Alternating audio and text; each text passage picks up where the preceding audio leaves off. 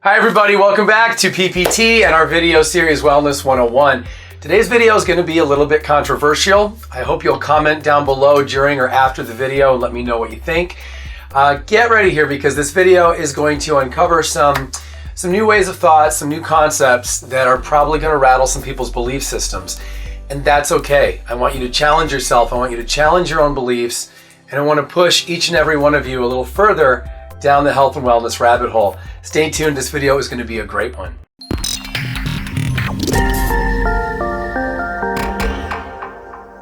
Okay, so very often people label themselves as healthy.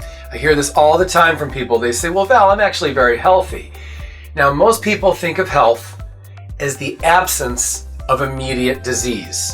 Think about that. If you don't have any symptoms, if your recent physical or your blood work look good, you might think of yourself as being healthy, right?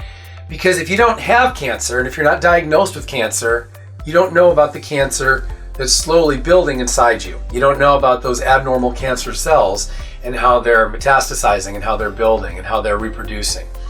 So if you don't know about that, you think of yourself as healthy.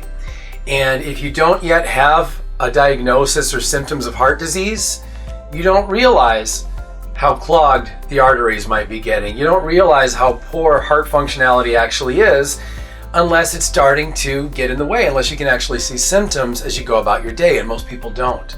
So what I'm getting at is you can't just think of health as simply the absence of immediate and obvious disease. If you do that, you're in for a very rude awakening like so many people are in for all the time. If you go to any hospital, you're going to find plenty of people who say, wow, I thought everything was going so well, all of a sudden had a heart attack, had stroke, had some kind of intervention that really derailed their life. So that's the first thing you need to understand. And don't just understand it now in this video, but understand it always.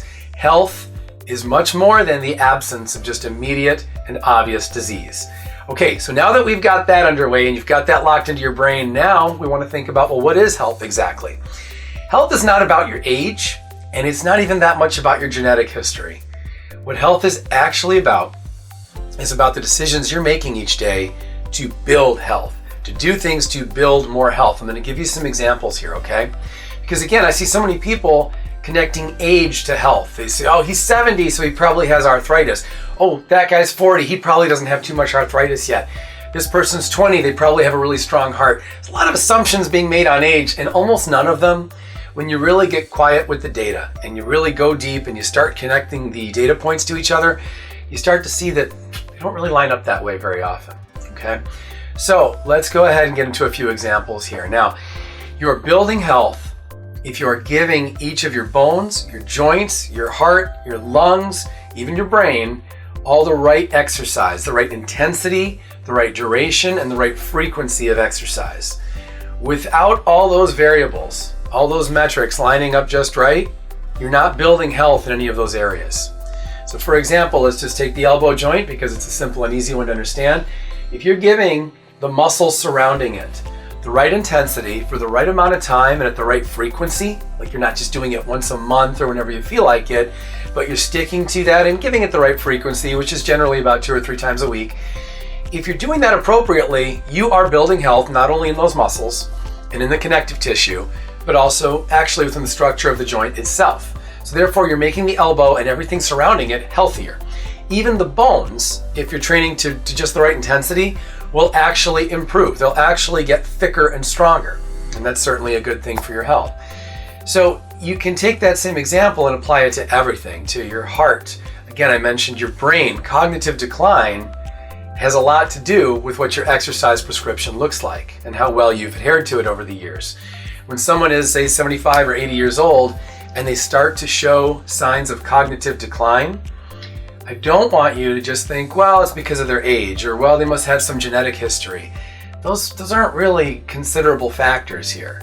Considerable factors are things like the environment, the things like exercise prescription, like I mentioned a moment ago. Nutrition certainly has a lot to do with it, hydration as well, sleep quality and sleep quantity, stress levels, and also I mentioned nutrition, but also just vitamins and minerals outside of just plain nutrition. For example, you might be getting lots of magnesium in, but if you're under high levels of chronic stress, you're going to end up using up that magnesium. So even if you're taking in enough in your nutrition, you can be losing it to stress, and of course that can cause a lot of health problems as well. So I want you to think on this grand scale here. I want you to get out of thinking about age and familial history, and I want you to think much more about lifestyle. Now, I've talked a bit about exercise prescription already. We've dabbled a bit there. I kind of mentioned nutrition. Let me get into a few lifestyle factors that have to do very, very much with your long-term health outcomes, because these are some things you might not be thinking about, okay? The quality of your air in your home or your workplace or wherever you spend most of your time, certainly where you sleep. You have control over that. If you're in a bad area, relocate to a better one. Air purifiers and other systems can do quite a bit to help to pull out some of those particles from the air and cleanse your air. And you better believe that every single breath you take in with good, clean air quality is going to do a whole lot of good for you, whereas when you're breathing in poor air, obviously that's going to do a lot of harm for you. And this is why you'll see people that they have such different health outcomes, even though you might say, oh, well, so-and-so exercised all the time and ate right, and yet they have health problems. And now someone else maybe was a chronic smoker and didn't exercise or eat right, and they seem to be doing okay. Why is that? Well, I know to some people, you'll see that and you'll think that things are more random, that health outcomes are more random or, again, more genetic. But that's the wrong way to look at it. It's not that. It's just that there are so many, literally millions of variables at play. Millions of variables are at play every day, from your nutrition to your sleep to, again, your air quality, like I just spoke about, to your stress levels. When you put all of those things together, you're going to have some good outweighing some bad and some bad outweighing some good. But at the end of the day, there's going to be lots of variables there that you're not going to be thinking about. Most people don't think about their air quality. Most people really don't have a way to evaluate how they're handling stress and what that stress could be doing to them internally. And certainly when it comes to what I mentioned earlier, I mentioned the elbow joint example. Most people aren't thinking about all the joints in their body. I mean, we've got 206 bones, which all need the right bone mineral density to function, and they need the right kind of remodeling from your movements in order for you to live a healthy and beneficial life with the right body mechanics. But also all of your joints as well. I mean, each and every one of them needs the right hydration, the right nurturing. They need to have the right movements happening either in the joint or around that joint. So there's just so much to it. The point of this video is not to go through each and every possible variable. We're not going to cover that in one video. We wouldn't cover that in 100 videos. But the point of this video is for you to really internalize and understand someone's health outcomes are things that they earned. Genetics are a part of it. Epigenetics, which means basically above genetics, is a bigger part of it. And epigenetics has to do with your lifestyle, your environment, the decisions you're making each and every day. So think about this. Okay, I'm going to leave you on a couple of notes here. If you have a job that's stressful or that's in a poor environment where the air quality is not good, maybe a job where you're sitting most of the day, where you have to sit to get through the job, that's a job you want to leave. Find another way to make money. I hear all the time from people, they say, well, what do you want me to do? Go get a new job? Yes, you've only got one shot at life. And if you're not having great health, at any point you could be hospitalized. At any point you could lose some mobility. At any point you could have all kinds of different heart episodes. You could have a stroke, a heart attack. So many things can happen to you. So what I'm suggesting is, yes, I don't want you to live in fear, but I do want you to make the right decisions each and every day. And again, some of these decisions go deep.